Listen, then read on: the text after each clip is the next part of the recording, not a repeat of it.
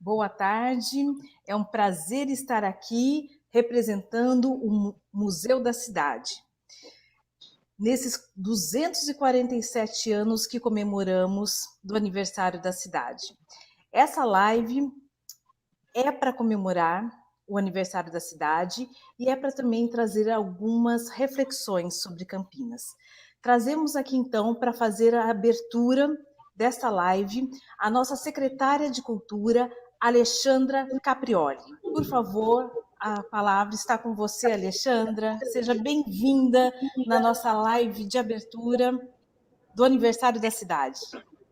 Boa tarde a todos, é uma alegria. Primeiro que em ritmo de festa, pelos 247 anos, e eu acho que Campinas, assim como o próprio brasão, né, da cidade, é uma cidade que está se reinventando, ressurgindo como uma fênix, né? A gente já visto aí esse 1 ano e meio muito sofrido de pandemia, mas que a gente vem aqui dizendo que a gente está vivo, né? A cidade está viva, a cidade ainda está vibrante. Eu estou recém-chegada na Secretaria de Cultura, mas é uma honra para mim ter como parte, né, do nosso trabalho todo esse patrimônio, ter um museu da cidade com toda essa história, né, que guarda toda essa história, e eu acho que a oportunidade, quero primeiro agradecer aí todos os nossos convidados desse dia, que vão lançar para a gente uma grande reflexão a respeito dessa história da cidade, né, eu acho que a gente fala de uma cidade que é plural, que é uma cidade que vem tentando entender, né, o que suas raízes trazem e o que a gente espera para o nosso futuro, e ressaltar ainda mais que tudo isso que a gente construiu até agora, que a cidade construiu até agora, ele possa servir de um guia, né, das nossas riquezas, que eu acho que quem sabe valorizar o seu passado, certamente terá bastante artifícios, bastante coisas para construir o seu futuro. Então, para a gente é uma alegria fazer parte, agradeço demais a equipe do Museu da Cidade, que se dedica e que está todos os dias aí guardando, né, toda essa memória viva. E também a todos os cidadãos que tenham nascido ou que tenham escolhido nossa cidade, que a gente saiba preservar, valorizar e cuidar dessa memória, desse patrimônio que a gente tem. Então, Adriana, muito obrigado pelo convite de estar com vocês no dia de hoje. Parabéns, Campinas, e parabéns a todo mundo que cultiva, cuida e preserva a nossa memória. Muito obrigada, secretária, pelas palavras, muito obrigada por todo o apoio ao Museu da Cidade. Quero, então, agora, falando sobre uma cidade plural e o trabalho do Museu da Cidade, sempre preocupado em abarcar essa pluralidade da cidade, vou passar, então, agora a palavra para o nosso diretor de cultura, que tem essa preocupação sempre na ponta, né, de estar olhando a diversidade da cultura na nossa cidade. Essa preocupação sempre esteve em seu trabalho, nas suas reflexões. Então, trago agora a palavra para o nosso diretor de cultura, Gabriel Rapace. Olá, boa tarde a todos. Muito bom estar aqui com vocês nesse dia que a gente comemora o aniversário da cidade. Então, é um dia afetivo, é um dia também da gente olhar tudo aquilo pelo qual as coisas pelas quais a cidade já passou, e também um pouco das perspectivas que a gente tem pela frente, né? E eu acho que num dia como esse, a gente tem muita vontade de falar de dados objetivos, de qual é o tamanho da cidade, os fatos históricos e tudo que a gente tem na cidade como um todo, né, hoje, da nossa pujança econômica, das nossas contradições sociais, da nossa população, da vontade da gente sempre falar de dados objetivos, mas como é um dia de aniversário, eu gostaria de chamar a atenção para algo um pouco mais afetivo, subjetivo, e falar como eu sinto essa cidade, né? Então, eu peço essa licença para falar um pouco de como que a gente vive, como que a gente sente a cidade.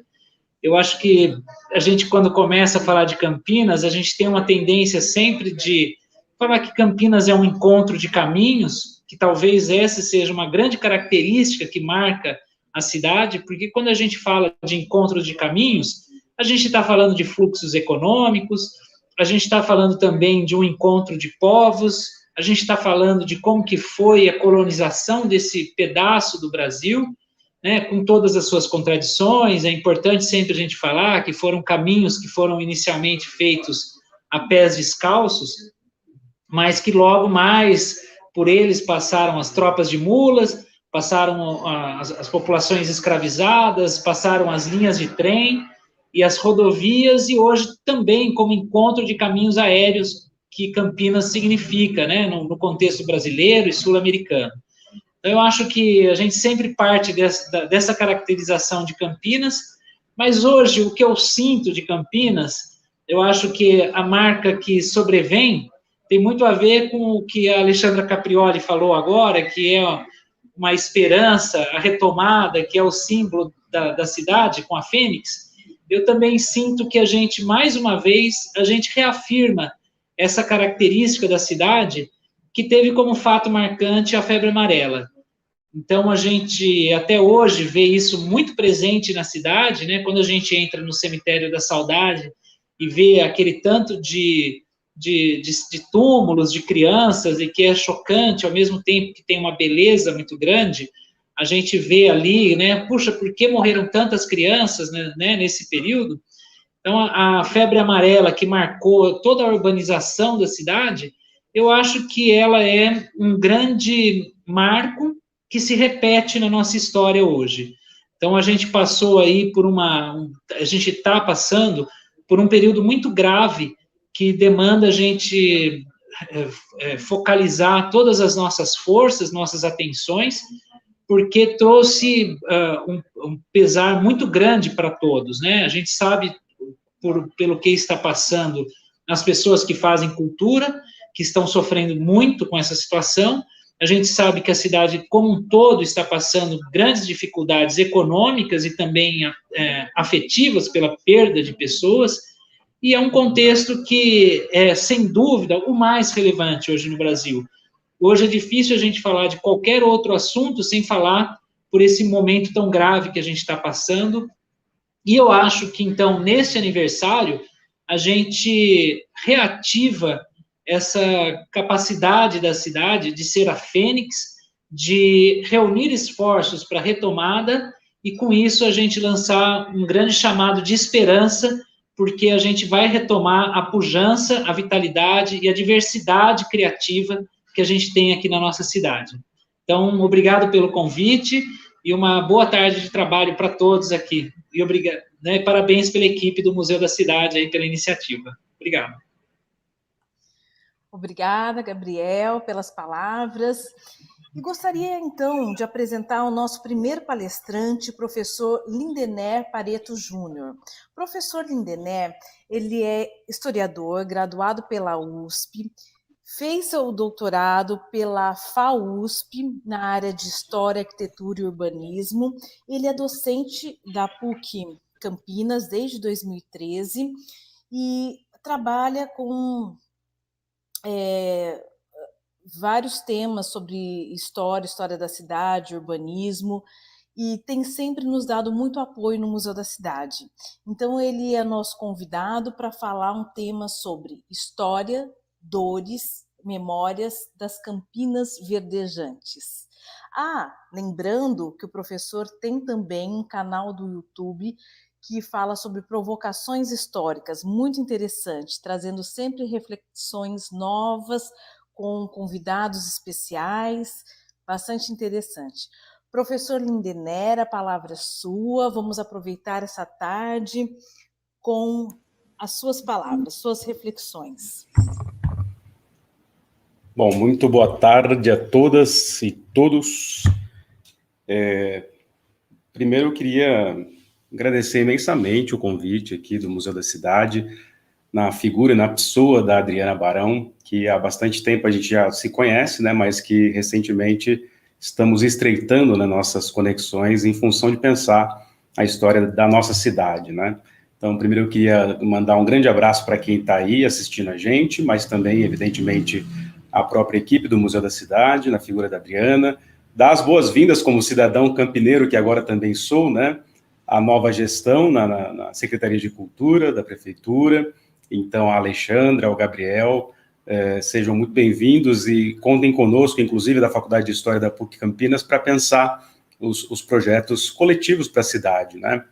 E também queria aqui mandar um grande abraço para as pessoas que, lá na sexta-feira, eu tive a alegria de encontrar em função do convite da Adriana, né? Que são as vozes que há muito tempo também, né, vem falando sobre a história e as memórias, as glórias e as dores, né, das Campinas Verdejantes, e já explico para vocês por que eu fico falando Campinas Verdejantes, né. Então, figuras como Mauro, por exemplo, o seu Valdir, enfim, todo mundo que a gente encontrou na sexta-feira e que eu tive a oportunidade de ouvir também, escutar, e que a equipe atual da Secretaria de Cultura também se propôs a escutar, e eu achei isso bastante e absolutamente interessante e democrático e aberto para a gente pensar coletivamente, no fim das contas, né, as nossas existências nesse espaço chamado Campinas. Então, eu não tenho aqui, evidentemente, hoje, como a Adriana bem sabe, né, a pretensão de dar aquele palestrão acadêmico interminável, né, a despeito de eu ser dessa seara e poder fazer isso, não é o caso aqui hoje, é um papo mais descontraído, pensando aqui, como disse o Gabriel, os afetos, né, do aniversário, da efeméride dos 247 anos da cidade de Campinas, mas o fato é que são algumas poucas e brevíssimas reflexões ancoradas também no que eu ouvi na sexta-feira, né, incluindo o Mauro, o seu Valdir, o Toca e outras figuras que apareceram ali, que são fundamentais como vozes para pensar uma história plural, como disse a Adriana, o Gabriel, a Alexandra, da cidade de Campinas, né, para evitar os perigos de uma história única, né, que é uma expressão também que está bastante em voga. A história nunca é uma história de uma pessoa só, de um estadista, de um só governante, mas a história de todas as agentes, na dialética entre a estrutura e a agência, né? Aquilo que as pessoas querem fazer de suas vidas e, no fim das contas, aquilo que elas conseguem fazer de suas vidas em função daquilo que é a permanência implacável do passado no presente. Então, como professor de História da Faculdade de História da PUC Campinas, como historiador, né, de origem uspiana, e depois fazendo mestrado e doutorado na FAUSP, né, na pós-graduação, tudo lá na cidade universitária, em São Paulo. Eu vou aqui usar os caminhos e os métodos, o métier da ciência da história para fazer algumas reflexões, sem pretensões aqui de esgotar nenhum assunto, ou de ser uma fala factual, lembrando nomes e datas, não é nada disso, e sim uma reflexão um pouco mais abrangente, né? Então, o primeiro ponto, para eu não me estender muito também, é que, pensando nas falas iniciais aqui, da Alexandra, do Gabriel, da própria Adriana, há um reencontro também na minha trajetória individual, biográfica, né, como pesquisa também, com a cidade de Campinas, né? O primeiro ponto tem a ver com uma história familiar, que, reiteradamente, em função da gente lembrar só a história dos homens, muitas vezes, né, eu ficava falando só dos Pareto, do Rio de Janeiro, e não lembrava que, pelo lado da minha mãe, né, a minha mãe descende de pai de portugueses, e por parte de mãe, minha mãe descende de espanhóis. E esses espanhóis vieram da região da Catalunha, na verdade, que eram catalães, vieram para a região de Barão Geraldo, no comecinho do século XX. Então, meu tataravô, Bernardo Andreu Aledo, e minha tataravó, Dona Antônia Andreu Aledo, eles, na verdade, eram cidadãos imigrantes da região de Campinas, do distrito de Barão Geraldo, no começo do século XX, lá nos anos 50, acabaram indo para Santo André, né, onde eu nasci, e por isso que minha mãe acabou nascendo na região de Santo André, mas toda a família dela, na verdade, são de catalães que vieram aqui para a região de Barão Geraldo. Então, os Andreu Aledo, tem até nome de rua em Barão Geraldo, né? E aí, quando que eu me reencontrei com essa minha história na região de Campinas? Quando eu comecei a dar aula, a lecionar na PUC Campinas em 2013, então já vai lá um tempão, né? Daqui a pouco, em 2023, faz 10 anos que eu sou docente da Faculdade de História e trabalho na Pontifícia Católica de Campinas, que me deu a oportunidade, entre outras coisas, de conhecer a cidade de Campinas. Depois de algum tempo eu mudei para cá, morei um tempão em Barão Geraldo, no Bosque de Barão Geraldo, perto da Mata de Santa Genebra, para pensar aqui cidade, mundo urbano e ao mesmo tempo preservação ambiental, né?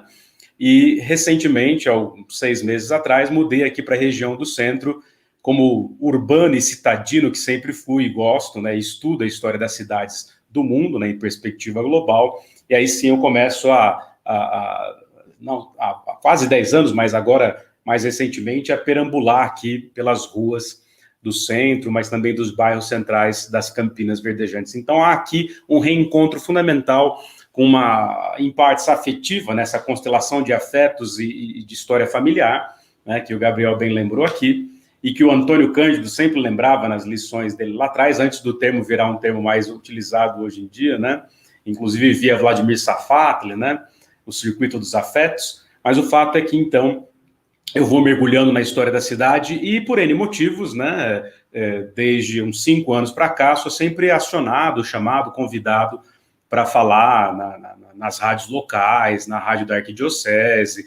Ontem eu dei uma entrevista para a CBN, algumas sonoras para falar um pouquinho da história da cidade, e tem esse perfil de divulgação, né, também, aquilo que eles chamam eventualmente de um intelectual divulgador, além de produtor de conhecimento, que é tão importante quanto, né, e a gente bem sabe disso, e o pessoal da cultura aqui também, né?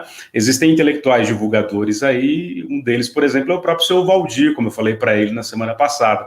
Ah, mas não tem o diploma de historiador e tal. Mas não interessa, o fato aqui é que ele é um narrador, né, da história da cidade, por exemplo.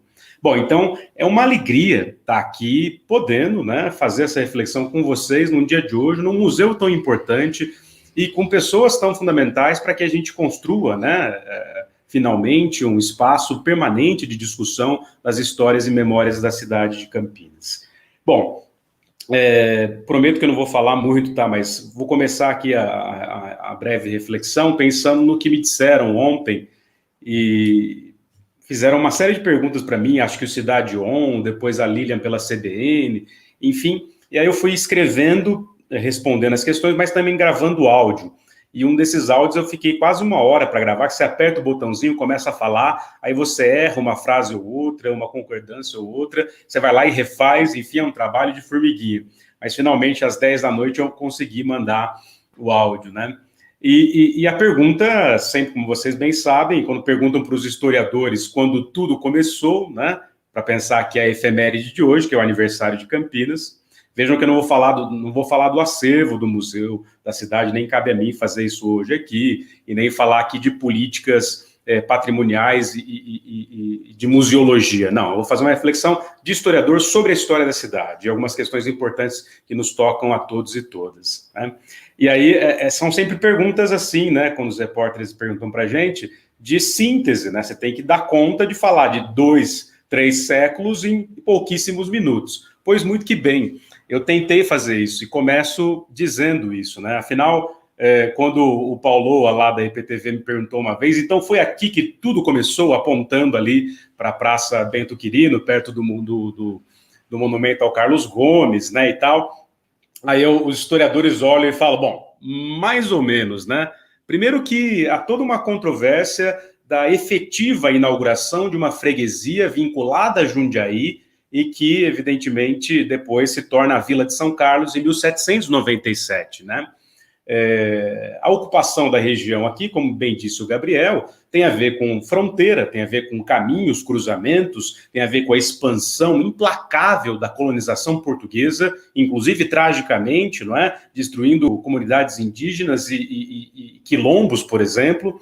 Mas, enfim, o fato é que essa expansão bandeirante, outrora tão exaltada pela historiografia e hoje absolutamente historicizada e questionada nos seus alicerces, né? O fato é que essa expansão implacável para o oeste, para a região do Caminho das Goiáses, tem as suas confluências, os seus caminhos, os caminhos das Goiáses, e essa região, portanto, desse entroncamento, onde esse povoamento vai começar.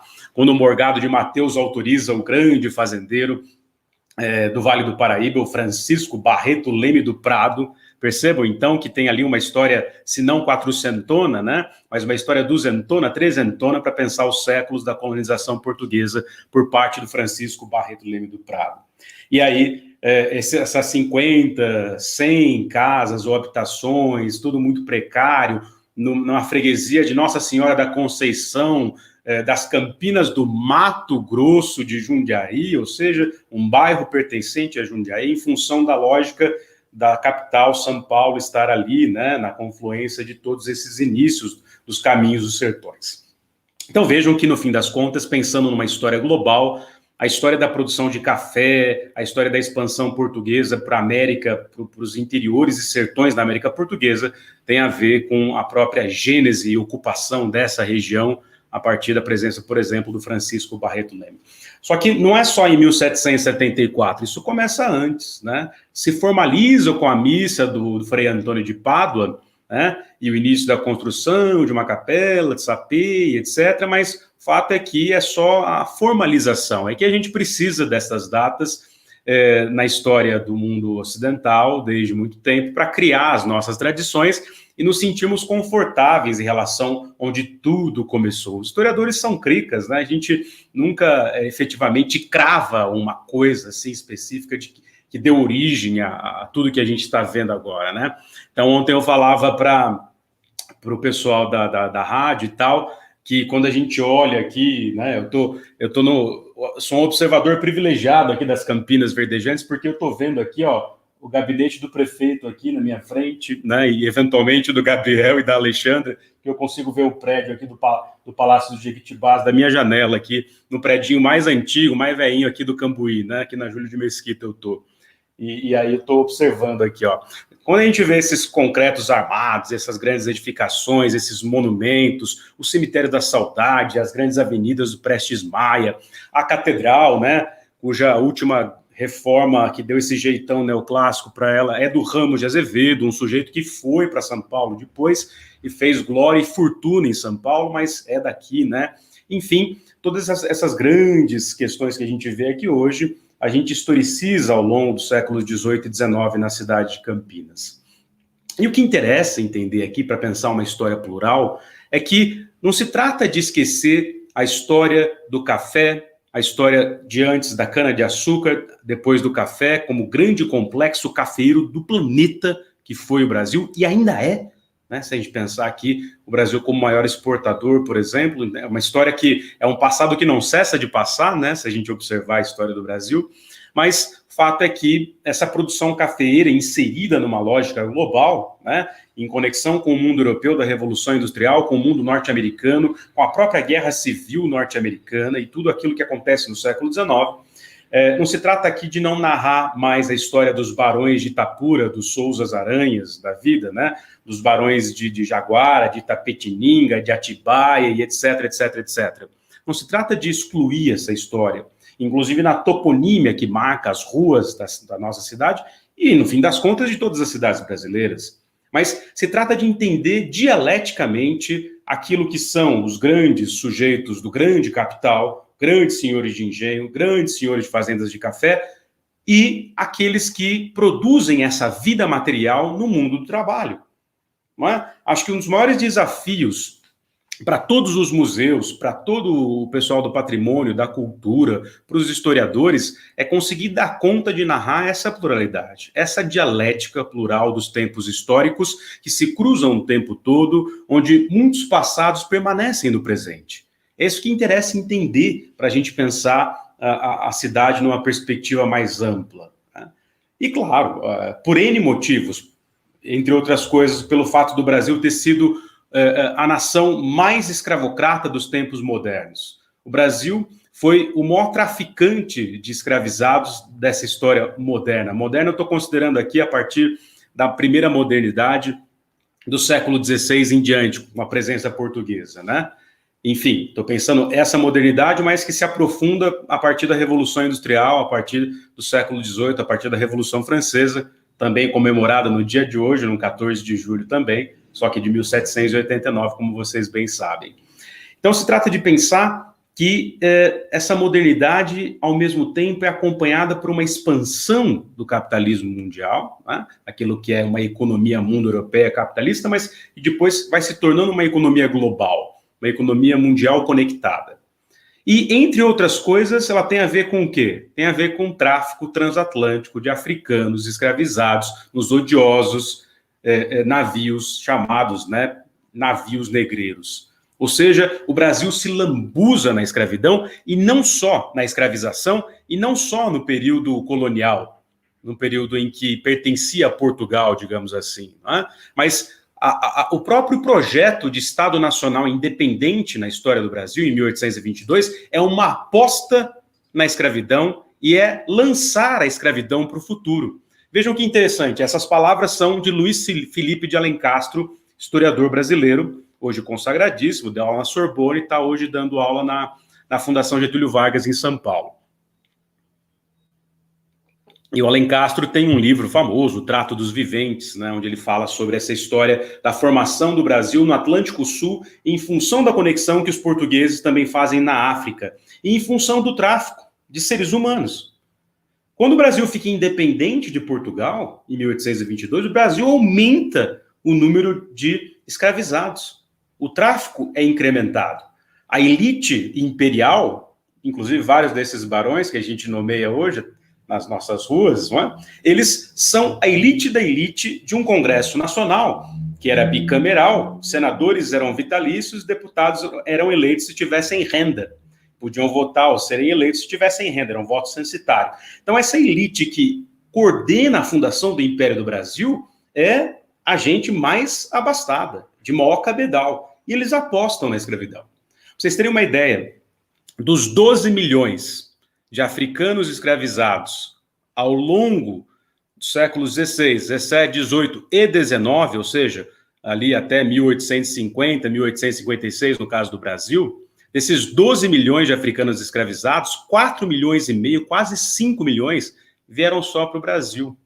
E 40% desses 5 milhões vieram já num período em que o Brasil passava pelo seu processo de independência, desde a presença da corte aqui em 1808 até 1822, com a efetiva independência independência ou morte no Riacho do Ipiranga, lá do Dom Pedro, que ano que vem vai fazer 200 anos, como vocês bem sabem, e estará cheio aí de efemérides para a gente pensar o Brasil.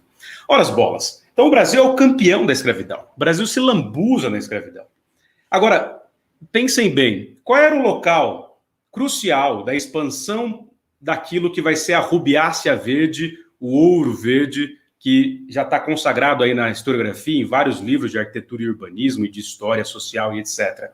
Bom, a região das fronteiras agrícolas, a região das campinas verdejantes. Então, aqui é a boca do sertão que vai para os oestes mais afastados, e no caso do café, para o oeste paulista, para as terras roxas, para aquilo que é a aposta de um novo tipo de burguesia paulista, digamos assim, que quer não romper efetivamente com o passado escravista, mas quer apostar numa modernidade, não só no mundo do trabalho, mas também da própria cidade. E Campinas está no epicentro disso, como região, como cidade, como uma elite que aqui está e tem seus tentáculos em todo o oeste paulista, inclusive os Prado, não é?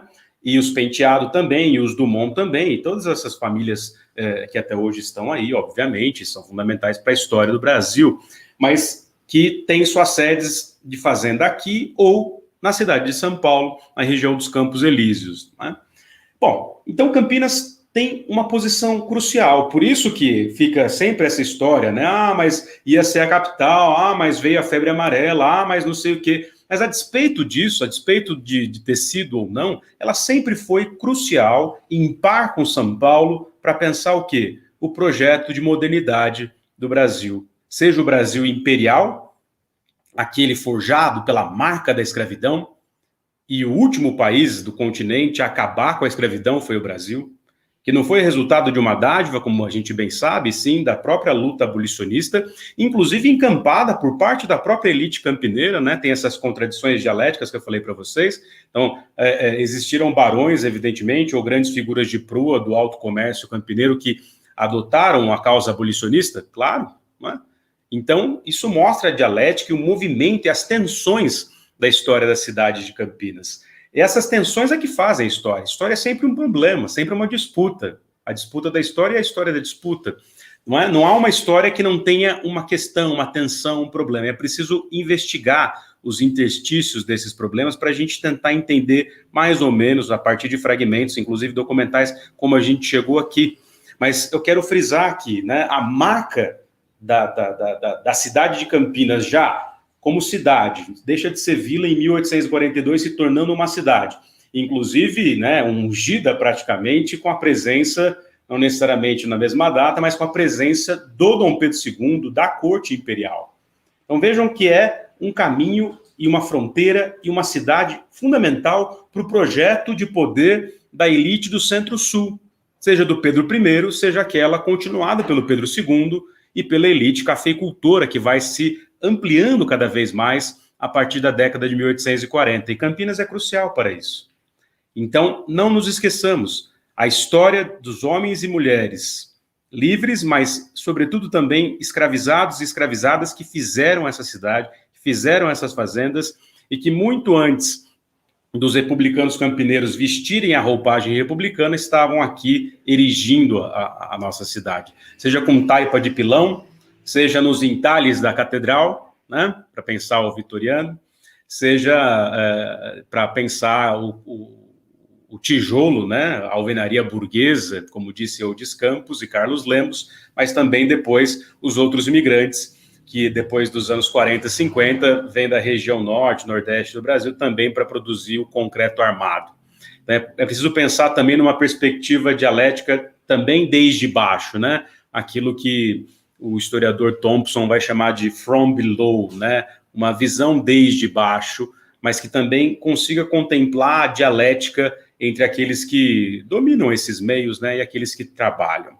Então isso é fundamental para pensar a história dessa cidade, que é a marca, a permanência implacável no pós-abolição da violência estrutural da escravidão na nossa formação. Ao mesmo tempo, né, de lutas, glórias e não só dores e sangue, de pessoas que também dedicaram sua vida à causa da liberdade, e aqui também foi esse espaço que vai construir uma visão republicana, pujante, moderna, etc., de cidade.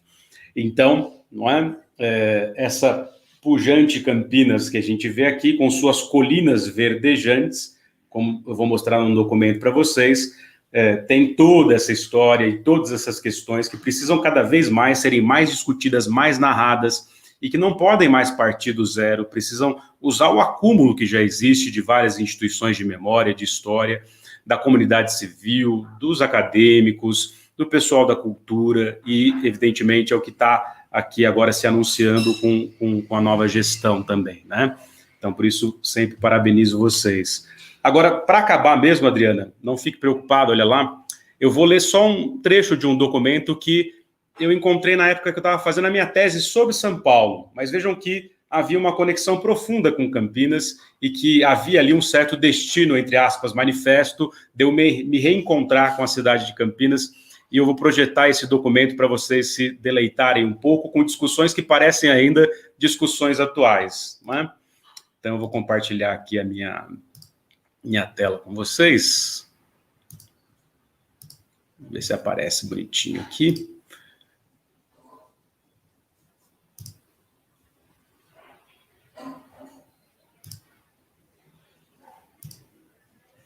Coisa simples, tá? Só para vocês terem uma ideia de como os historiadores vão passando por esses documentos aqui, né? Então, tá aí na tela para vocês. Nas verdejantes colinas das Campinas, as patas do progresso. No final, vocês vão entender, ou pelo menos espero que sim, né, o meu propósito aqui, nessa discussão que parece só factual, mas não é. Na década de 1870, alguns diários da então província de São Paulo, né, e da própria imperial cidade de São Paulo e da própria imperial cidade de Campinas, noticiavam alguns fatos absolutamente emblemáticos. O primeiro, numa dessas sessões dedicadas a pedido, alguém identificado como Nito, essa expressão Nito, provavelmente um político da oposição, atacava a administração da Câmara Municipal de Campinas. Vejam que até o final do século XIX, no Brasil imperial, não havia o cargo de prefeito, né? E sim, tudo passava pela administração da Câmara Municipal. Aliás, tem um grande acervo, como o Gabriel também lembrou na sexta-feira, lá na própria Câmara Municipal, que precisa também, não é, estar aí contemplado pelas políticas públicas de uma maneira geral. Então, as tretas, né, os tiros, as porradas e as bombas, né, que a administração sempre sofre como pressão, aparecia ali na Câmara Municipal, né? E então esse agente atacava a administração da Câmara Municipal. O ataque, com o conveniente título de o óculo imparcial, né, o sujeito se colocava como imparcial, expunha as mazelas do município às vésperas da inauguração em 1872 da ferrovia, tronco inicial da Companhia Paulista de Estradas de Ferro. O denunciante, investido da posição de um simples porteiro que anseia pela oportunidade de ser vereador, disparava. E aí vem o trecho do documento. Acompanhem comigo aqui. Diz o sujeito do óculo imparcial: é preciso que sem perda de tempo, ponha-se um paradeiro a essa ordem de coisas, porque os contribuintes já murmuram em toda parte e, quem sabe, já preparam a explosão, a conspiração nos campos sombrios da conspiração. Não temos calçamentos, não temos luz, e, no entanto, está tão próximo o dia 25 de janeiro. Sim, senhor presidente da Câmara. O fogoso cavalo dinâmico. Isso é sensacional, gente. Olha como que ele vai chamar a ferrovia. O fogoso cavalo dinâmico não tardará muito a pisar com as patas do progresso, o dorso verdejante da formosa colina que circunda esta cidade. Por isso eu fico falando Campinas verdejantes, né? Esse dorso verdejante que será pisado com as patas do progresso do cavalo fogoso, que no fim das contas é a ferrovia. Imagina, gente, para nós hoje ver avião, trem, automóvel, a coisa mais comum do mundo, smartphones, essa mediação aqui das telas dos computadores, das câmeras e tal, mas o fato é, sujeitos nunca tinham visto uma máquina a vapor, né? E aquilo tudo era uma grande novidade que muda as percepções de tempo e de espaço das pessoas. Isso estava na berlinda, era o que estava ali sendo tuitado, digamos assim, naquele momento, naquilo que evidentemente era o Twitter da época, ou seja, o quebra-pau ali na Câmara Municipal. Bom, para falar o português bem claro, diz o sujeito, vamos ver logo a estação de ferro entregue ao trânsito público. Ninguém sabe ainda o horário da linha, mas é possível que as necessidades do tráfego, em uma extensão já não pequena de Santos a Campinas, determinem a chegada do trem a esta cidade com a noite. Aí ele ataca. Só de pensar nisso eu fico petrificado como um frade na esquina. Aí ele diz: que triste figura vai representar esta municipalidade diante da turba multa de viajantes que hão de aportar as nossas plagas. Em outras palavras, o pessoal que vai chegar aqui terá uma surpresa desagradável. É isso que ele está falando. Suponha-se que o trem chegue à noite e noite escura. Os passageiros, confiados nessa fama imensa que lá fora apresenta esta cidade como rica de melhoramentos são melhoramentos urbanos, reformas, etc. Adiantada a todos os respeitos, atiram-se incautos, ou seja, não cuidadosos, a pé e de carro. Carro, no caso, puxado a burro, a cavalo, a boi, tá? Não existia ainda o automóvel que a gente conhece. A pé e de carro por sobre abismos enormes das ruas que conduzem à estação. Ou seja, não há preparo algum. Está tudo esburacado. Aí ele continua. Que cenas de horror, meu Deus. Quantos narizes quebrados por ali além. Quantas caras formosas desfeitas por esse desastre. Quantas pernas e braços quebrados. Por consequência, quantas despesas de botica, né, do boticário, da farmácia, imprevistas por esses pobres passageiros. Senhor presidente, tenho o coração muito sensível e a minha alma se encrespa de dor só com a perspectiva dessas cenas de sangue. Senhoras e senhores, um trecho desse anônimo no Correio Paulistano, no dia 8/8/1871, entre outras coisas, descendo além ali na administração pública da Câmara Municipal, né, daquele momento. Mas o que esse trecho tem a ver com tudo que a gente está discutindo aqui? Bom, entre outras coisas, tem a ver com aquilo que eu ouvi na sexta-feira, que eu ouvi no outro convite, que a Adriana fez um outro evento muito bacana com a Mirza Peliciota há alguns meses atrás, e que eu tenho ouvido reiteradamente quando sou solicitado também para falar da história da cidade, como historiador das cidades, né? Ora as bolas. O primeiro ponto que aparece ali é uma permanência, usando a expressão de novo, implacável de problemas de administração pública que parecem ser sempre as grandes mazelas das nossas cidades, incluindo agora em função do teto de gastos e toda essa, né, esse arroxo, esse garrote que os municípios estão vivendo em função, desde alguns anos atrás para cá, desse corte do teto de gastos, né? E que considerem investimentos cruciais como gastos supérfluos, entre outras coisas, o que é uma falácia, como a gente bem sabe, né? Mas o fato é que ali tem uma reflexão um pouco mais profunda que eu vou tentar trazer aqui via alguns autores e autoras que eu tenho lido há algum tempo, entre outros o próprio Walter Benjamin. O Gabriel bem lembrou aqui o cisne, né? O cisne não, desculpa, a fênix. Ó, eu pensando em cisne, que eu vi vários cisnes no sul de Minas agora no fim de semana, e aí eu estava com o cisne na cabeça. Mas pensando aqui a fênix, né? Que renasce das cinzas, eu lembro também, né? Do anjo da história, do Paul Klee, o professor, né? Da Bauhaus. Paul Klee, pintor, escultor e etc., professor da Bauhaus. E o Paul Klee faz um desenho de um anjo, quase um desenho infantil, no sentido ali de uma abstração infantil, não pejorativamente, mas de uma abstração infantil. O perturbadíssimo da modernidade, Walter Benjamin, olha aquele anjo da história e chama-o de anjo da história. E diz que o que ele vê do chão até os céus são escombros, e isso tudo é o que ele chama de ideologia do progresso.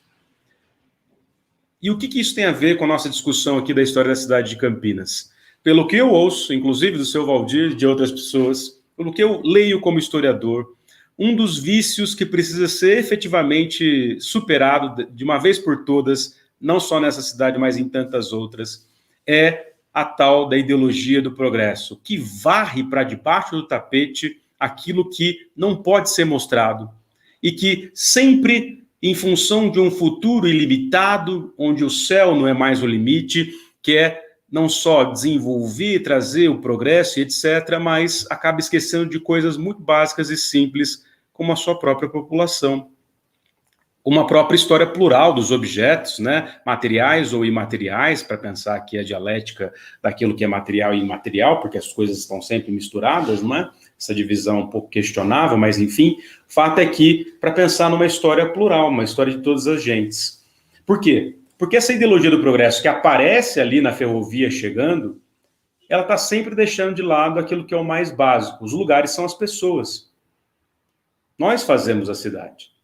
A despeito se nascemos aqui, temos uma profunda raiz aqui, seja ela camponesa, operária ou das elites, ou aqueles que foram recebidos, como vários de nós, muito tempo depois, mas que fazem desse espaço seu espaço cotidiano de trabalho. Não é? Então, essa ideologia do progresso que aparece nesse documento, no fim das contas, é uma espécie de eterno retorno dos problemas da cidade. Como eu disse também para o pessoal da rádio, parece que toda vez que a gente vira ano, entra ano e comemora aniversário de Campinas, temos sempre os mesmos problemas. Ou seja, não há uma continuidade institucional de políticas públicas que possam dar conta, aqui, evidentemente, pensando hoje a história da cidade, o patrimônio, etc., mas isso é estrutural no Brasil, isso não é um problema da cidade de Campinas. É um problema que a gente precisa enfrentar. Então, lembra quando dos cantos e antros, né, para lembrar um clássico do Amaral Lapa, os cantos e antros da cidade de Campinas, desde o século XIX, que há uma tentativa de apagar, por N motivos, aquilo que não faz parte de uma certa ideologia do progresso, Se fala muito em tecnologia, se fala muito em novidades tecnológicas, se fala muito em empreendedorismo, se fala muito em tudo isso, mas se esquece do básico, de onde nós viemos. Por que viemos daquela condição? O que fizemos em função daquilo? O que somos em função daquilo? E aí, repito, como historiador, nós estamos enterrados pela metade no passado. E é assim que acontece mesmo, só que o Brasil tem uma espécie de laboratório privilegiado para os historiadores e historiadoras do planeta. Por quê? Porque, como diria o Milor Fernandes, o Brasil tem um grande passado pela frente. A gente não consegue superar, mais ou menos como se precisássemos de um grande divã lacaniano, freudiano, winnicottiano, whatever, mas para superar problemas básicos da nossa história. Por isso que eu brinquei no título, mas brinquei seriamente, nossas memórias, dores e histórias, né? Ou histórias, dores e memórias. Por quê? Porque não se fala das dores. Só se fala de ideologia do progresso. E não se trata de não querer o desenvolvimento. Se trata de perceber que tipo de desenvolvimento é. Qual foi a tônica histórica desse desenvolvimento que reiteradamente apagou registros. E reiteradamente excluiu boa parte daquela gente que produziu essa cidade. Por isso que eu reiterei aqui a própria história da escravidão e da escravização, que, para pensar cidades brasileiras, o mundo urbano brasileiro do século XIX é crucial e fundamental. Então, senhoras e senhores, um pouco isso que eu queria trazer para vocês aqui hoje, são reflexões muito genéricas, eu falei para vocês, muito envolvidas, como disse bem o Gabriel, em certos afetos e indignações, mas se trata de um papo inicial, e eu queria trazer aqui essas discussões para pensar a história plural das cidades, da arquitetura, do urbanismo e do patrimônio. Muito obrigado. E obrigado pela oportunidade de novo, Adriana. Nós que agradecemos essa sua fala maravilhosa, professor Lindené. Foi muito gratificante estar te ouvindo e muitas reflexões aqui eu ainda estou elaborando, trabalhando, conectando, mas algumas questões eu quero trazer aqui. Eu acho que gostei demais de alguns pontos, mas eu vou destacar um deles, né? É exatamente isso. Essas ocultações da história que acontecem. O Museu da Cidade é um museu histórico. E eu acho que é esse caminho que a gente precisa ter esse cuidado, de ter esse cuidado sobre as ocultações da história. E é interessante que hoje, no dia de hoje, aniversário da cidade, nós estamos abrindo uma exposição que chama-se exatamente Ocupação de Escritas Ocultadas. É uma artista contemporânea, Andréa Mendes, que ela faz uma leitura artística a partir do acervo histórico. Então, eu convido a todos para virem visitar. Essa exposição ela abre hoje, no dia 14 de julho, e ela vai até dezembro. E todo dia 14 de cada mês, ela vai ser ativada com uma performance e uma ativação em cada módulo. O primeiro módulo que foi ativado hoje foi exatamente no tronco, que é o símbolo da escravidão mais forte em Campinas, né, da agressão de todo o sistema escravocrata de Campinas. E tá belíssimo essa leitura artística contemporânea com esse objeto histórico. Não vou ficar também aqui fazendo spoiler para vocês. Dando spoiler, né? Spoiler, eu acho que vocês têm que vir aqui na Casa de Vidro visitar. Mas é exatamente essa preocupação. A artista plástica é a Andréa Mendes, mas a curadoria é de uma historiadora, Sônia Fardim. E a preocupação é exatamente essa, procurar essas escritas ocultadas da história.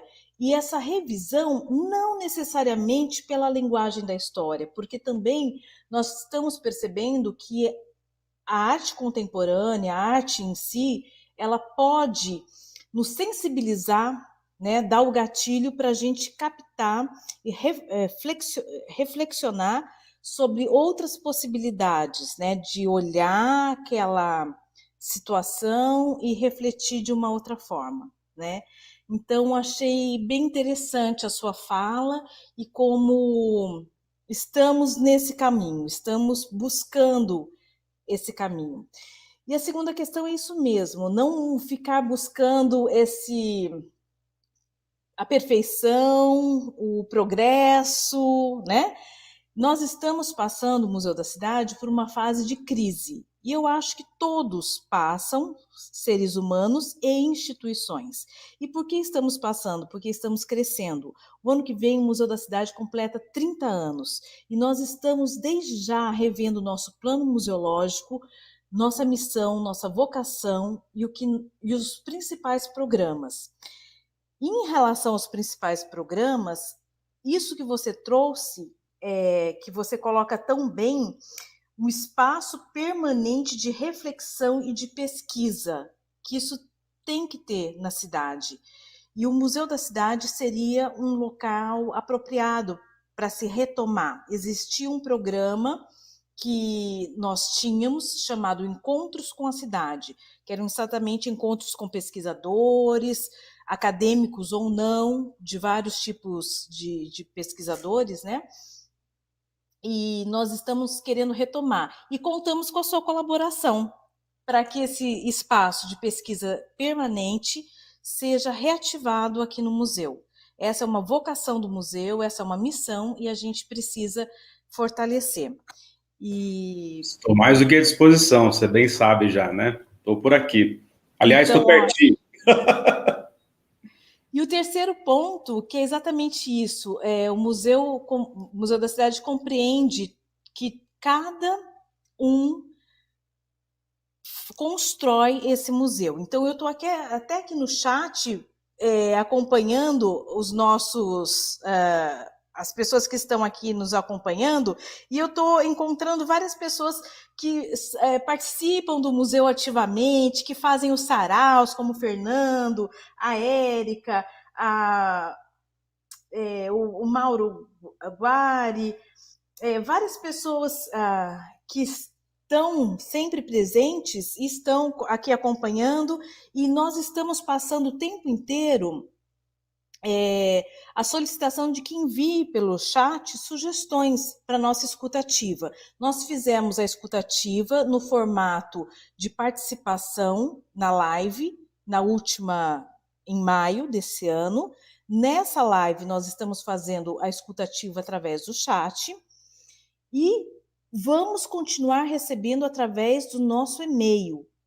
Daqui a pouco a gente vai jogar aqui o nosso e-mail do Museu da Cidade, que é museudacidade@campinas.sp.gov.br, para que as pessoas continuem mandando sugestões para a nossa revisão, né? Estamos, então, num processo institucional de revisão e cada participação é fundamental para nós.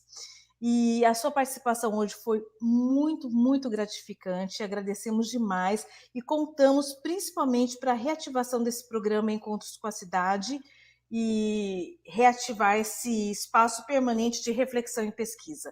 Professor, muitíssimo obrigado.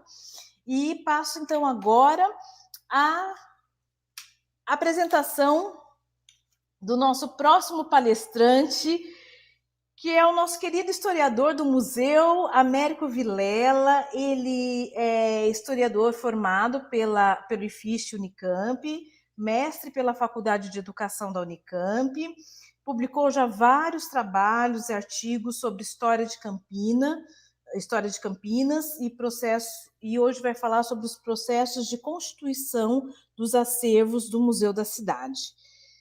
Então, a palavra é sua, Américo.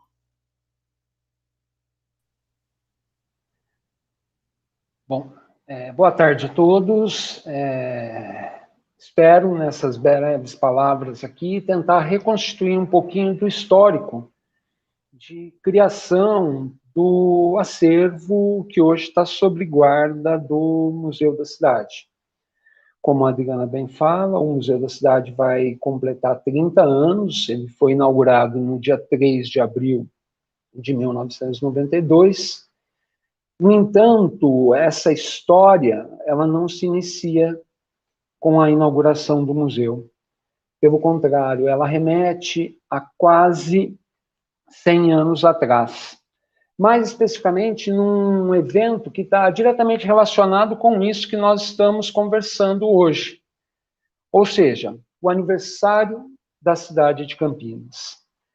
É preciso ter claro que hoje comemoramos os 247 anos da nossa cidade, mas que, no entanto, isso só se tornou uma prática a partir de uma lei aprovada em 1971, que instituiu o dia 14 de julho de 1774, o dia no qual, em tese, friso, em tese, foi realizada a primeira missa no município de Campinas, como sendo a data de fundação da freguesia de Nossa Senhora da Conceição das Campinas do Mato Grosso de Jundiaí. Então, é preciso ter claro que a própria escolha dessa data ela não se faz de forma aleatória. Ela tem um sentido.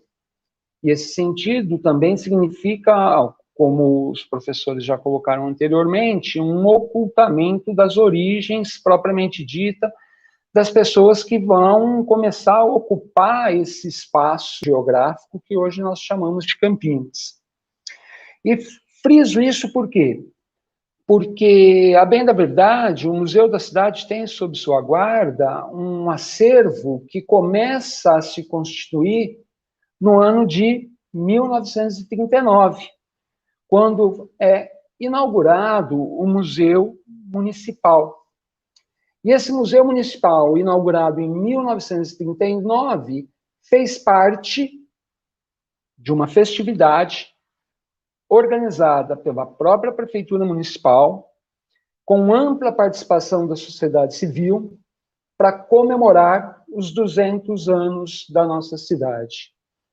Então, é preciso ter claro que, ao longo desses anos, da criação do Museu Municipal, em 1939, até 1992, quando é criado efetivamente o Museu da Cidade, há uma perspectiva de arrecadar e de colecionar fragmentos da nossa história que nos permitiria reconstituir o passado da nossa cidade, sob diferentes prismas e sobre diferentes lógicas e sobre diferentes pontos de vistas.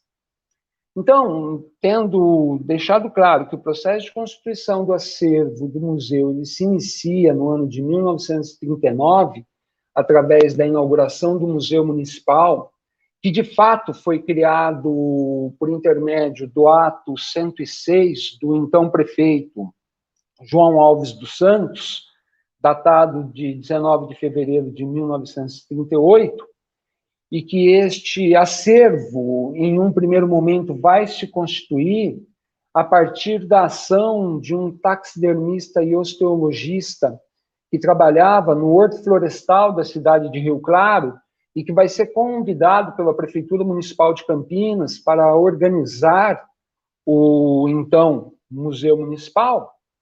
É preciso ter claro que esse próprio colecionismo, esses próprios fragmentos que serão acumulados vão estar também diretamente vinculados às preocupações do senhor Max Wunsch e também a uma determinada conjuntura política que está posta neste momento.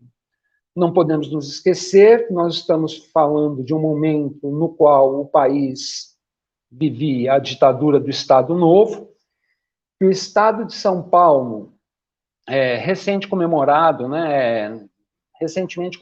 também, o aniversário da Revolução Constitucionalista de 1932, havia se colocado como uma oposição sistemática à ditadura de Vargas, né? E, portanto, este acervo, nesse primeiro momento, vai se remeter mais ao campo daquilo que os intelectuais à época chamavam de Museu de História Natural. Isso também muito influenciado pela própria preocupação e pela própria ação do Dr. Max Wunsch. No entanto, o Dr. Matsuushi, ele tem uma ascendência, e que essa ascendência vai fazer com que o ingresso do Brasil na Segunda Guerra Mundial contra o eixo represente também restrições à própria ação do seu Matsuushi. Por quê? Porque ele realizava expedições nas quais ele coletava animais, ele caçava, matava animais e depois, né, os taxidermizava. Só que por ocasião da guerra ele vai ficar proibido de possuir armas, né, tendo em vista a sua naturalidade, né, o fato dele ser descendente de alemães. Bom, nesse momento, então, nós vemos começar a formar, ainda no âmbito do Museu Municipal, uma coleção de objetos que se dizem históricos. E aqui caberia uma longa reflexão também sobre essa suposta oposição entre história natural e história social, tendo em vista que isso é bastante questionável, principalmente nos dias de hoje, tendo em vista que não dá para falar de uma história da natureza de forma a não considerar o homem enquanto agente histórico, num determinado sentido, porque o homem faz a sua história a partir de determinados elementos da natureza que estão presentes, mas também que, se pensarmos a história natural antes da existência da própria espécie Homo, temos que ter claro que essa conceituação história natural, ela só pode, ela é elaborada por homens que se dispõem a estudar este passado antes da sua presença. E, consequentemente, o conhecimento desse passado, ele é produzido a partir do olhar de homens, né? Bom, mas tentando avançar, até porque não quero me alongar muito, o Museu Municipal começa a colecionar peças que remetem à história dos barões, à história das grandes fazendas, ao grande músico campineiro, o maestro Carlos Gomes, e que vão permitindo uma reconstrução dessa história.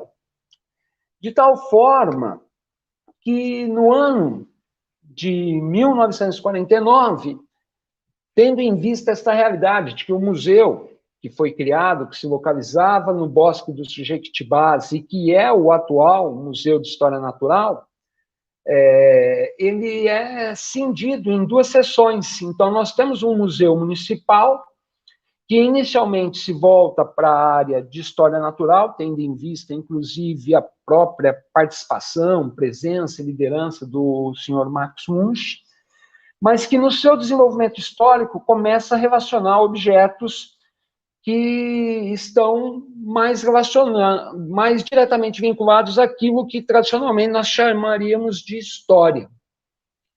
E em 1949, há, por iniciativa da Prefeitura Municipal de Campinas, um encontro no Centro de Ciências, Letras e Artes, justamente para começar a discutir a organização de um museu histórico. Então, podemos dizer, de certa forma, que do Museu Municipal, criado em 1939, para marcar os 200 anos da cidade de Campinas, surgirão dois museus contemporâneos. O Museu de História Natural, que permanece situado no interior do Bosque dos Jequitibás, e que ampliou sua linha de ação com a Casa dos Animais Interessantes, com o próprio Aquário Municipal, e também o atual Museu da Cidade. Mas até chegarmos ao Museu da Cidade é um longo caminho. Neste primeiro momento, então, em 1951, nós vamos ver a cisão do Museu Municipal em duas seções. Uma seção de História Natural e uma seção histórica, propriamente dita. E volto a falar, aqui caberia uma reflexão que levaria muito tempo para a gente fazer uma discussão sobre essa dicotomia, sobre essa separação que é realizada. mas, de qualquer forma, ela acontece. Se não do ponto de vista prático, institucional, na medida que não há uma lei propriamente dito que cria essas sessões, do ponto de vista das suas ações cotidianas, sim. E esta divisão vai acabar acarretando que no ano de 1958, por intermédio da Lei 1859, datada de 11 de março, é criado o Museu Histórico da cidade de Campinas. Então, o Museu Municipal, que vai dar origem à seção de História Natural e à seção Histórica, depois vai dar origem ao Museu de História Natural e o Museu Histórico da cidade de Campinas. No entanto, ao observarmos essa lei, em especial aquilo que é definido em seu artigo 1º, é interessante nós pensarmos a concepção de história que está por trás desta criação e que, inclusive, nos permite melhor compreender esses ocultamentos e esta ideia de progresso que as falas anteriores já alertaram. Então, a redação desta lei, em seu artigo 1º, é a seguinte: fica criado o Museu Histórico de Campinas, destinado a reunir e guardar documentos, livros, peças de diversos gêneros, como sejam móveis, estampas, fotografias e objetos que possam contribuir para o conhecimento e estudo das atividades sociais, religiosas, políticas, artísticas, históricas, econômicas, comerciais, industriais e agrícolas do município. Biografia dos seus grandes filhos ou homens ilustres e prestimosos nela radicados. Ou seja, nós vemos que nesse processo automaticamente está excluído o universo do trabalho no seu sentido mais prático, né? E dá-se ênfase à biografia dos grandes filhos ou homens ilustres e prestimosos nela radicados, dando a entender a falsa ideia de que a história ela é construída pelos seus grandes homens. Ou melhor, nem diria falsa ideia, mas ideia que preponderou nos estudos históricos durante um longo tempo, mas que, porém, já era objeto de questionamento, né? Aqui, nada melhor do que a poesia do Bertolt Brecht para fazer uma reflexão sobre isso, né? Quem construiu a Tebas de 7 portas? E vai por aí. A bem da verdade, esta ideia e esta concepção de história como sendo realizada e resultado da ação dos grandes homens, ela vai perdurar. No entanto, o próprio processo de constituição do acervo do museu, ele vai sofrendo modificações.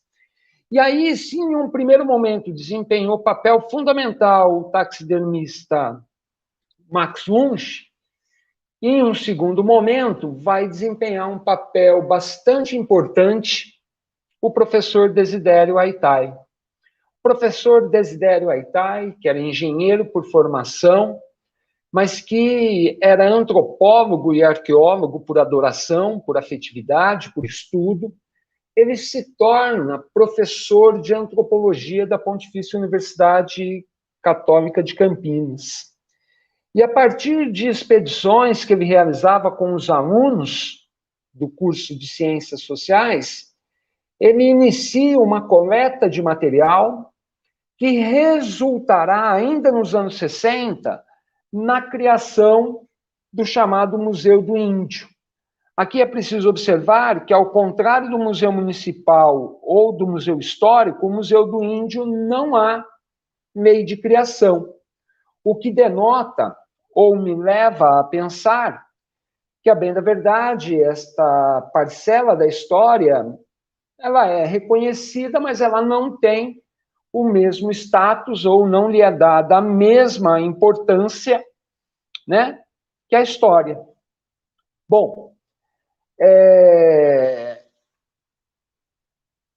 Ao longo desse processo, portanto, o professor Desidério criará o Museu do Índio, reunindo um acervo belíssimo de arte plumária, cestaria, com coleta de objetos arqueológicos, mas ele também vai ampliar a ação.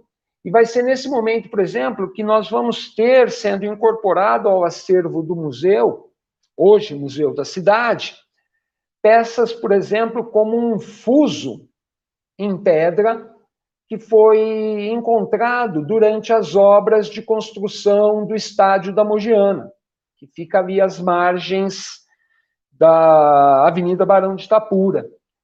Também por esta época é que começarão a surgir as primeiras pontas de flecha em pedra, obtidas também em escavações junto ali à região de Sousas de Joaquim Egídio.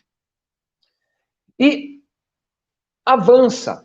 Então, quer dizer, o museu ele começa a se configurar, só que com uma relação hierárquica. Você tem um museu histórico e você tem um museu indígena, como se os indígenas não fizessem parte da história.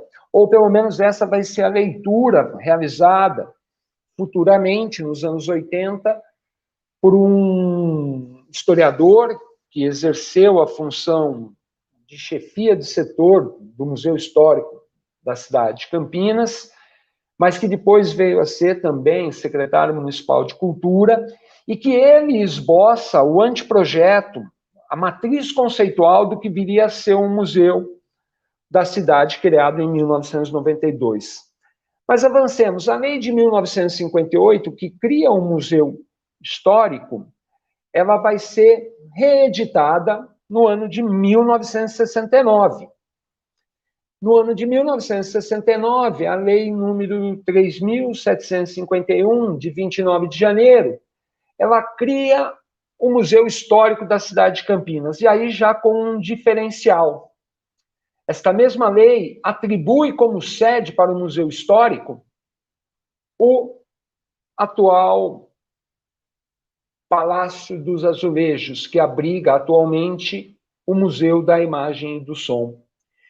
E no seu artigo 1º, ele mantém a definição lida anteriormente. Novamente, a história, dando ênfase à biografia dos grandes filhos ou os homens ilustres e prestimosos que aqui moravam. Como se a história da cidade de Campinas continuasse a ser resultado meramente da ação desses grandes homens.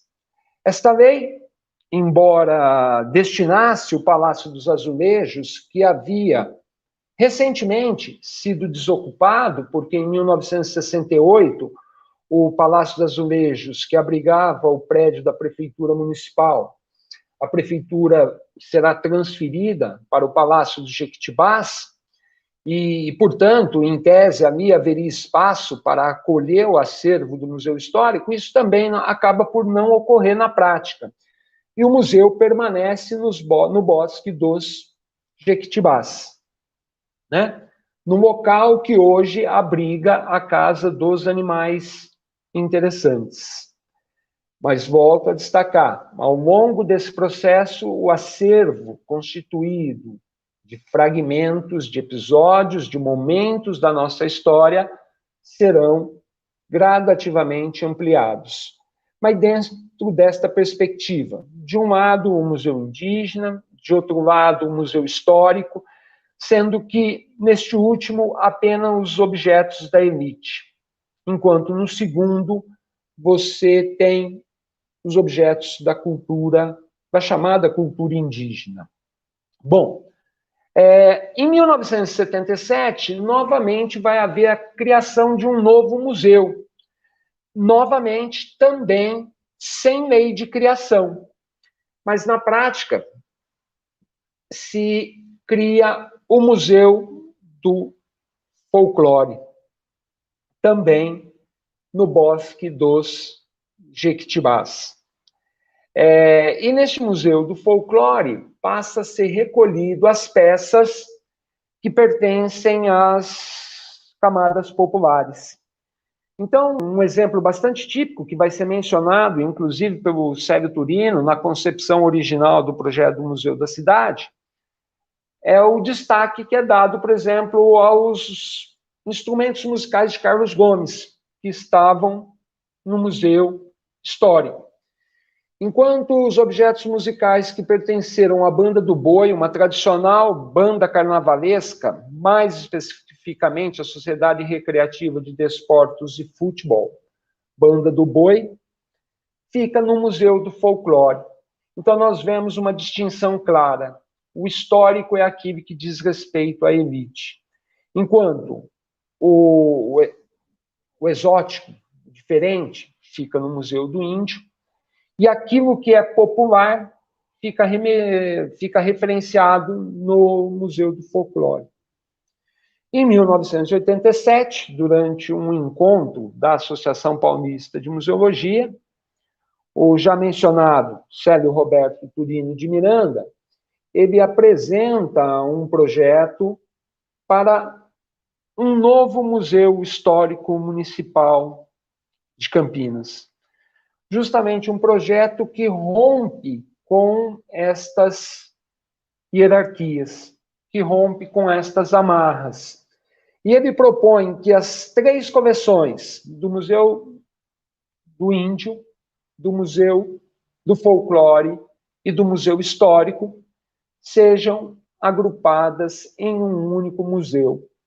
Obviamente que esse projeto, em muito, é decorrente da crítica à tradicional história positivista, que via na ação dos grandes homens, né, o desenvolvimento da história, e que desconsiderava o trabalho de milhares de anônimos, mulheres, crianças, né, e que transformava a história em resultado desta iniciativa.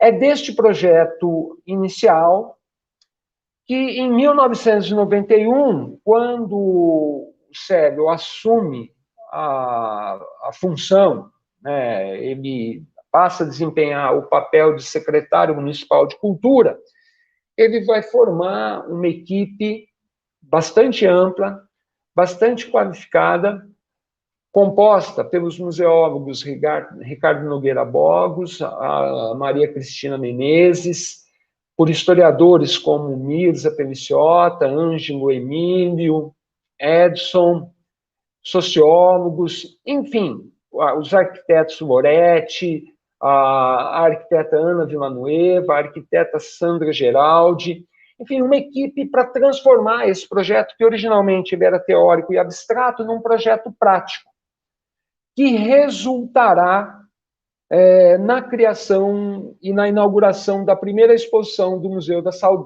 Cidade, no dia 3 de abril de 1992, com a exposição O Homem, a Cidade e o Tempo. Exposição belíssima, que incorporava em uma única dimensão todos os agentes sociais, né? O trabalho dos escravizados, a recuperação da presença desse elemento originário da nossa região, que normalmente é esquecido e é ocultado, como se a cidade surgisse meramente da chegada do agente colonizador português, desconsiderando que, em momentos iniciais, esse próprio agente colonizador português se apropriou do trabalho dos povos originários, né? E por aí vai. Para não me alongar demais, estou vendo que eu estou quase me excedendo aqui no tempo que me foi oferecido, eu só queria, portanto, destacar que, ao longo desse tempo todo, o museu acabou por acumular um acervo belíssimo, de 6.000 peças, e também um acervo bastante eclético, que vai de material coletado junto a comunidades indígenas da região centro-oeste, material arqueológico retirado da própria cidade, da nossa própria região, material arqueológico retirado de sambaquis do litoral paulista e de Santa Catarina, objetos que pertenceram à elite campineira, objetos que pertenceram às classes populares e que, portanto, essa coleção de 6.000 peças permite uma abordagem bastante interessante da história da cidade de Campinas. Não só uma abordagem do ponto de vista das exposições museográficas que ocorreram no prédio da antiga Ligerude, hoje também um prédio que está em debate, e que aqui, se houvesse maior tempo, gostaria até de falar o porquê da escolha do prédio da Ligerude, né, para sediar o Museu da Cidade, em oposição ao Palácio dos Azulejos, que foi aquele escolhido em 1969 para receber o Museu Histórico Municipal, né? Em síntese, este acervo, ele permite uma vasta área de pesquisa para tentar jogar luz ou dar destaque para esses ocultamentos, para esses momentos da nossa história que, de repente, são pouco conhecidos.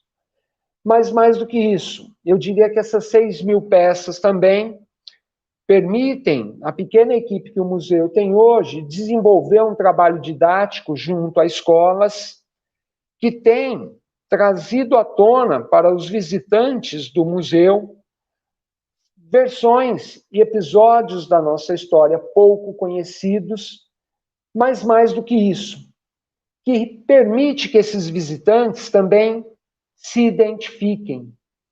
Enquanto no antigo Museu Histórico Municipal as pessoas não se identificavam porque ali estavam os objetos da elite, né? A harpa do Carlos Gomes, a farda do Marquês de Três Rios, e aqui, sem nenhum demérito a essas peças que são importantes para a história da cidade, agora também é extremamente interessante a gente ver um visitante, por exemplo, chegar lá e ver um traçador, um objeto que era utilizado para o desmatamento, e a pessoa fala, olha, mas eu usei isso aqui quando eu trabalhava lá no Paraná. Então, quer dizer, há uma valorização desse indivíduo que muitas vezes não se percebe como agente da história. E que, ao visitar ao museu e manter uma relação de identidade com as peças que ali estão expostas, se sente mais valorizado e também reconhecido. Eram estas as breves palavras que eu tinha aqui para estar trazendo, e aí me coloco à disposição para maiores esclarecimentos ou questionamentos que se fizerem necessários.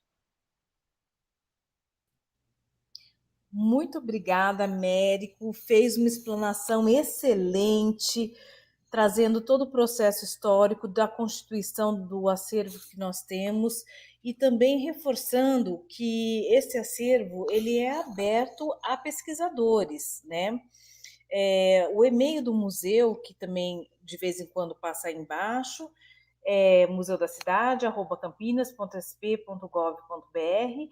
Vocês podem enviar mensagem solicitando o dia que vocês pretendem realizar pesquisa no acervo, e ele é aberto também a pesquisadores, né?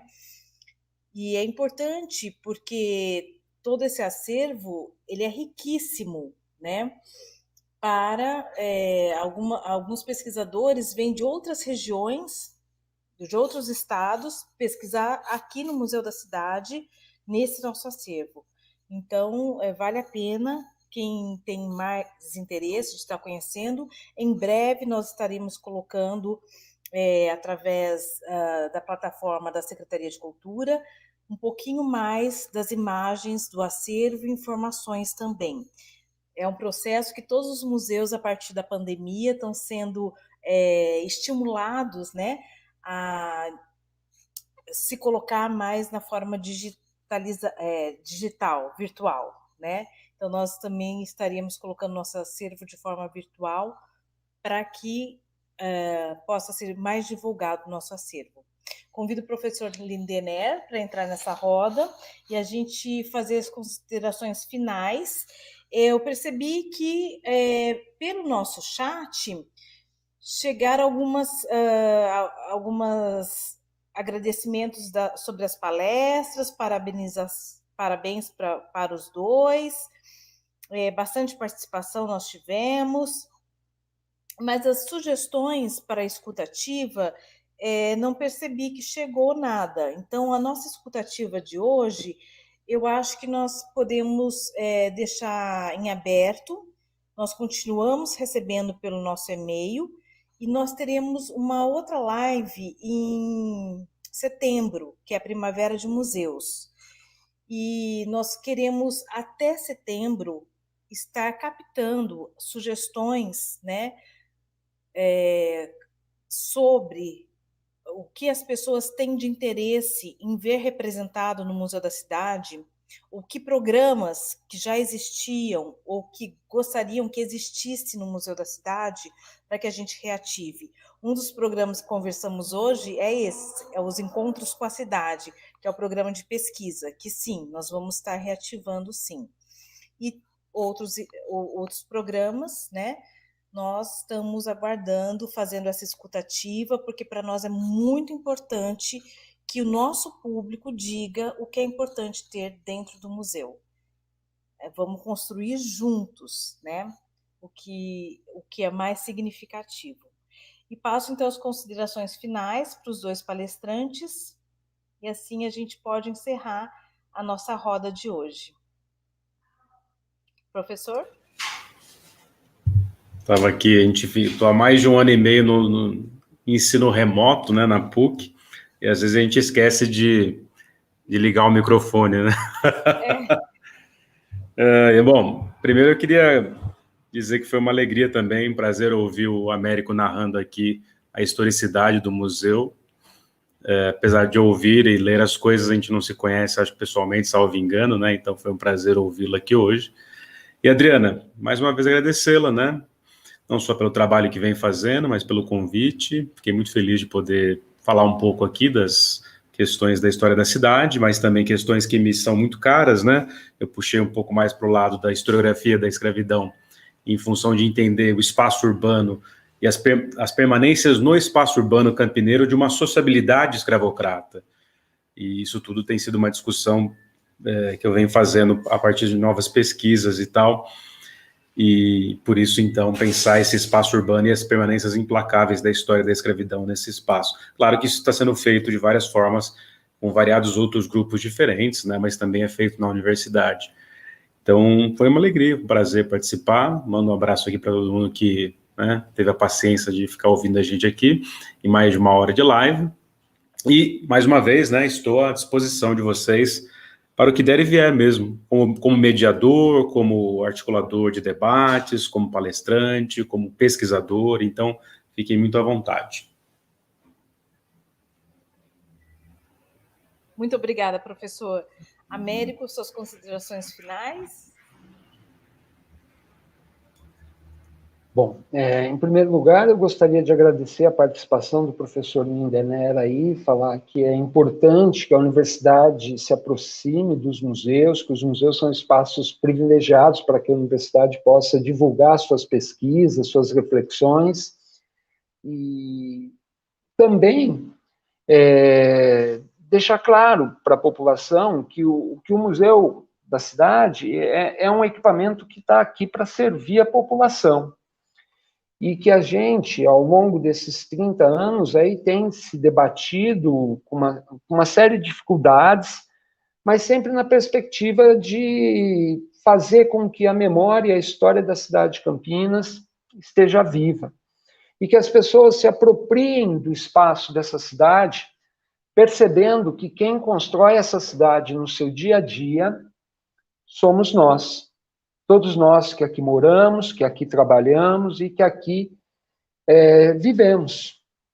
E que, portanto, essas referências históricas, esse reconhecimento deste passado da nossa cidade, com certeza ele é de fundamental importância para que nós possamos construir uma cidade no futuro mais justa, mais humana e mais igualitária. Justamente no sentido apontado pelo professor Lindener, de fazer um questionamento em relação a esta apologia, à crítica do progresso. Obviamente que o progresso ele é necessário e ele é imprescindível, mas temos que discutir o que é este progresso. Este progresso ele não se materializa meramente em inovações tecnológicas ou em belas obras. Ele se materializa principalmente no dia que a gente conseguir construir uma cidade que dê condições para que todos os seus habitantes tenham as suas necessidades imediatas atendidas. E aí finalizo agradecendo a paciência de quem esteve conosco durante todo esse período e enfatizando que enquanto houver vida, há esperança, e que se Campinas é uma fênix que se refez da febre amarela, Campinas será a fênix que se refará da epidemia de Covid, mas que espero que este refazer seja no sentido de conseguir corrigir problemas que a cidade já tem desde o século XIX, que perduraram ao longo do século XX, e que cabe a nós agora, no século XXI, dar uma solução para eles. O combate à discriminação racial, o combate aos mais diversos tipos de preconceito e a construção de uma sociedade mais justa, que só se tornará possível a partir do momento que todos nós nos apropriemos das nossas ações no passado e trabalhemos para que as nossas ações no futuro resultem numa nova realidade. Agradeço, Adriano.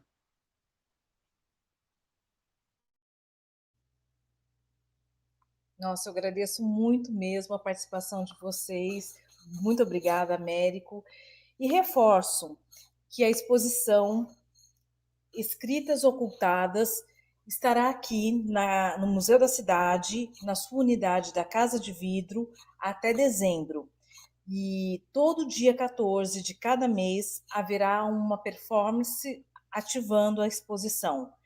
Visitem, vale muito a pena. E a discussão da exposição é exatamente um pouco do que nós conversamos aqui. O que nós podemos pensar sobre a história, refletindo no contemporâneo e projetando um novo futuro mais justo. Bom, e até a próxima live de setembro, e nós aguardamos, através do e-mail do Museu da Cidade, as sugestões, para que todos possam construir juntos uma proposta para o Museu da Cidade. Até lá. Muito obrigada para todos que participaram. Obrigada, Manuel, que está aqui no comando da nossa live, ajudando. Muito obrigada. Obrigada a vocês que assistiram. Muito obrigada.